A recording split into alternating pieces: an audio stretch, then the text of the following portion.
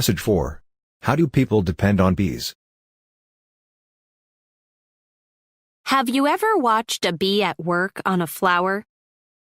It wastes no time as it packs pollen onto its back legs to carry off to the hive. On their travels, bees carry pollen from flower to flower, pollinating the plants, a process which allows the plants to produce fruit. The bee and the plant are partners in this process, each essential to the other and to us. 1/3 of the food we eat comes from plants that need animals to pollinate them. Birds do some of this work, but insects do most of it, and most of those insects are bees. In the United States, bees pollinate 75% of all the fruits, vegetables, and nuts that growers produce. Without the services of bees, we would have no tomatoes, soybeans, apples, or pears, to name just a few bee-pollinated plants. If anything happened to the world's bee populations, that would be bad news for anyone who eats fruits or vegetables anywhere.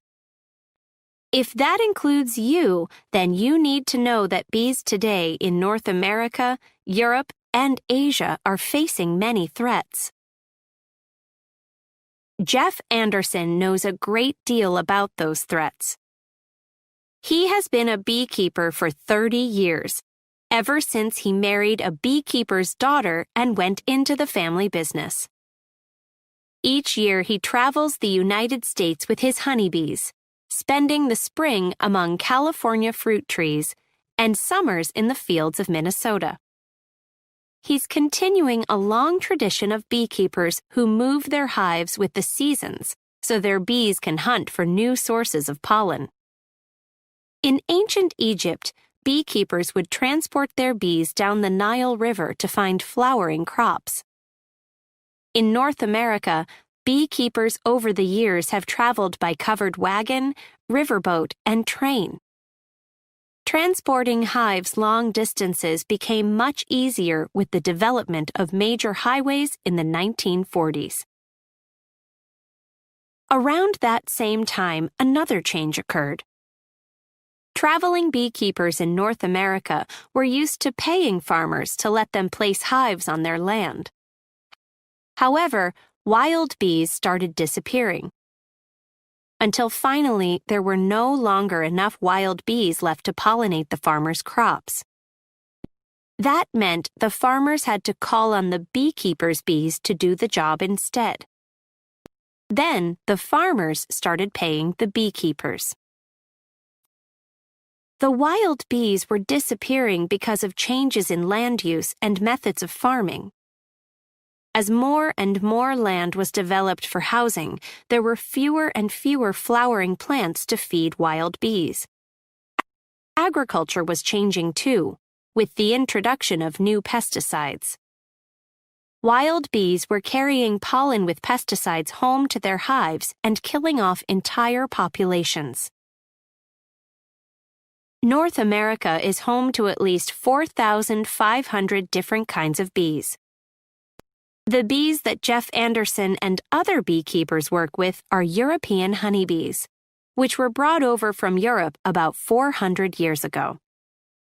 Their numbers have been dropping too, and Anderson says it keeps getting harder to raise healthy honeybees. In the 1980s, honeybees came under attack from two types of parasites that were new to North America. Honeybees have been hurt by pesticides and diseases too. In the spring of 2005, U.S. beekeepers found that 1/3 of their honeybees had died during the winter, much more than is normal. From 2015 to 2016, in spite of ever-increasing efforts to protect honeybee populations, U.S. beekeepers lost over 40% of their bees. The reasons are still not fully understood. Saving wild bees may be the best hope for the long-term health of crops that depend on bees. However, wild bees face a problem that has to do with the way that farmland is managed. For example, one of the most productive farm regions in North America is California's Central Valley. Yet this area is not at all welcoming to wild bees. Too little of the land is in its natural state. Farmers and homeowners there have put the land to their own uses and gotten rid of weeds, wild plants growing where they aren't wanted, which are rich sources of pollen for wild bees. Bee experts know that wild bees do best when farmers avoid chemical pesticides and leave some land in its natural state. Farmers and other big landowners, and anyone with a garden, must do whatever they can to protect wild bees. The disappearing bee is only one of the many environmental crises in the news today. But while there are serious problems with our environment, there are also many good people working hard to solve them.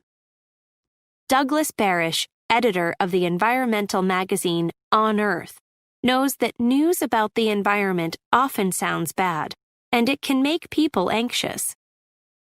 Yet he is not anxious. Why not?